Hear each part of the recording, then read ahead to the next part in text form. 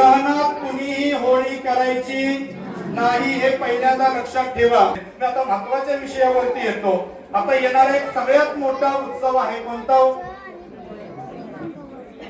उत्सव आहे? होळीचा उत्सव म्हणजे काय? वर्षभर ज्यांनी त्रास दिला होळीच्या भोवती वर्षाचं सगळं भरून काढायचं, सुट्टी द्यायची नाही. लक्षात ठेवा. काय कुणाच्या नावानं फोटो करायचंय ते एकदाच करायचं. घरात केलं तर घरातली कुणाला ठिकाणं मारायचे हे तर काय फोटो करतो. पण मला तुम्हाला सांगायचंय या होळीला काहीतरी आध्यात्मिक महत्व आहे. कुणाला वाटतंय आमच्या घरामध्ये धनहानी लय होत्या, पैसा तर भरपूर येतोय पण ती धनहानी होऊ नये. पण असं द्या आपण पुढच्या होळीला सांगू, काळजी करू नका. म्हणजे तुम्ही पुढच्या होळीपर्यंत केंद्रात तरी स्थिर राहशील. बघा आज मला तुम्हाला काय सांगायचंय, येणारी होळी खरं तर होळीचा आणि भक्त प्रल्हादांचा खूप मोठा संबंध आहे.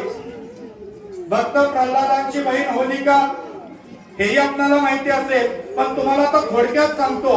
होळी 2 तारखेला करायचे, लक्षात ठेवा. किती तारखेला? सोमवारी. आता सोमवारी का करायचे? अनेक जण 3 तारीख सांगतायत.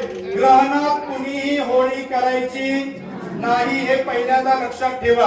होळी सोमवारी 2 तारखेला करायची. बरं आता होळी करताना आपण सगळ्यात महत्वाचं काय करायचं तुम्हाला 1-2 तोडगे सांगतो. धनहानी होत असेल किंवा त्या ठिकाणी शत्रूचा लय त्रास होत असेल किंवा आपल्या घरातल्या मनोकामना पूर्ण व्हाव्या म्हणून काय करावं, सगळ्यात पहिल्यांदा तुम्हाला सांगणं. होळीमध्ये आपण काय काय अर्पण करतो?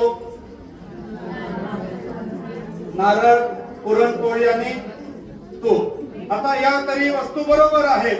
होळीमध्ये आपण गाईचं तूप, 11 लवंगा, 7 बत्ताशे, 5 खाऊची पानं, 1 नारळ, पुरणपोळीचं जेवण आणि वरण भात अर्पण करायचा. आणि घरामध्ये सुख समृद्धी यावी, कुटुंबाची भरभराट व्हावी म्हणून त्या होलिकेला विनंती करून 11 प्रदक्षिणा मारायच्या. हात जोडून, तोंडावर हात ठेवून नाही. लक्षात घ्या. कशा प्रदक्षिणा मारायच्या? हात जोडून, नाही तर तोंडावर हात ठेवशीला प्रदक्षिणा मारशीला. मारले तरी हरकत नाही, काळजी नाही, पण आपण शास्त्रानुसार करायचं. हा पहिला तोडगा झाला. दुसरा तोडगा, आपल्या घरामध्ये जास्त धनहानी होत असेल तर काय करायचं? 5 लाल गुंजा, 5 काळ्या गुंजा, 1 नारळ हे हातामध्ये घ्यायचं आणि हातामध्ये घेऊन त्या होळीला 11 प्रदक्षिणा मारायच्या.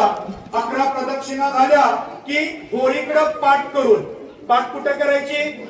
होळीकडे, आणि डोक्यावरचं सगळं होळीत सोडून द्यायचं. तुम्ही जर हा उपाय केला तर आपल्या कुटुंबात जास्त धनहानी होत असेल तर ती कुठेतरी थांबली जाते. लक्षात ठेवा. तुम्ही जर त्या ठिकाणी गोमती चक्र 5-7 न अर्पण केली तर शत्रू पीडा नाहीशी होते. काय नाहीशी होते? शत्रू पीडा. तुम्ही जर होळी दिवशी 2 तारखेला, योगायोग किती मोठा आहे बघा. वार कोण वार आहे?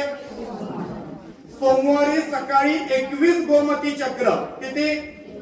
भगवान शिवांच्या मंदिरात घेऊन जायची. मनातली इच्छा, व्यापारासंदर्भात, आर्थिक प्राप्ती संदर्भात, नोकरीसाठी प्रयत्न करतोय पण नोकरी लागत नाही त्या संदर्भात विनंती करून भगवान शिवांना अर्पण करायची. ओम नमः शिवाय मंत्राचा जप करायचा. आपलं काम हमखास मार्गी लागायला सुरुवात होतं. हा 21 गोमती चक्राचा अनुभव आहे. लक्षात ठेवा. म्हणजे तेही आपण करू शकतो. आपणाला जर करणी बाधा, भूत बाधा, प्रेत बाधा, पिशाच बाधा, वेताल बाधा, झोटिंग बाधा, लय बाधा आहेत. आता सगळ्या सांगितलं तर झोपायचं नाही. तुम्ही लक्षात घ्या. इतका बाधा आहे. तुम्हाला जर वाटत असेल आपल्या प्रगतीला लय अडचणी येतात आणि शेजारला सारखा लिंबू कुणाला आणून टाकतोय, आता काय करायचं? कुणालाही वाईट बोलायचं नाही. तुम्हाला एक तोडगा सांगतो. काळे उडीद घ्यायचे आणि काळ्या कपड्यात बांधायचे आणि ते उडीद दिवसभर आपल्या जवळ ठेवायचे, रात्री होळीत टाकून द्यायचे. तुम्ही जर असा प्रयोग केला तर करणीचा कुठलाही त्रास किंवा बाधेचा कुठलाही त्रास होत नाही. आता ही माहिती ग्रुपला टाकायलाच वेळ मिळाला नाही. मला माहिती आहे तुमच्या लक्षात राहिलेलं नाही, काळजी करू नका. पण आपण संध्याकाळी किंवा उद्या हे सगळं आहे ते ग्रुपवरती टाकून अशा पद्धतीने ही होळी आहे ते आपण साजरी करा. दुसऱ्या दिवशी की होळीची रक्षा असते ना, ज्यांना शारीरिक त्रास आहे, त्वचेचा आजार आहे, लय त्रास होतोय, यांनी ती रक्षा आणून साबणाऐवजी ती रक्षा अंगाला लावून 3 दिवस आंघोळ करा. सगळ्या प्रकारचे त्वचेचे आजार तुम्हाला कमी झालेले दिसतील. त्या होळीच्या रक्षेची खरं तर त्या ठिकाणी ती अनुभूती आहे. म्हणून तोही पर्याय आहे, तो आपण करू शकतो. आणि होळी 2 तारखेला झाल्यानंतर दुसऱ्या दिवशी काय आहे? ग्रहण आहे. मी तुम्हाला एवढंच सांगेन की जे शरीरानं तंदुरुस्त आहेत त्यांनी ग्रहण सकाळी 6 ते संध्याकाळी 7 या वेळेत 13 तास पाळायचंय. जे आजारी आहेत, वृद्ध आहेत, लहान मुलं आहेत, गर्भवती मुले आहेत, त्यांनी सकाळी 11 ते संध्याकाळी 7 वेद पाळायचे. खायचं नाही, प्यायचं नाही. प्यायचं नाही म्हणजे बाकीचं काही नाही, लक्षात घ्या. किंवा चिरायचं नाही, कापायचं नाही. आता ते सगळं महिलांना माहिती आहे, लक्षात ठेवा. मग करायचं काय? करायचं फक्त जप, तप, श्राद्ध, कर्म आणि दान धर्म. तुम्ही युट्यूबला किंवा ग्रंथांमध्ये आपल्या छात्र धर्मामध्ये वाचू शकता.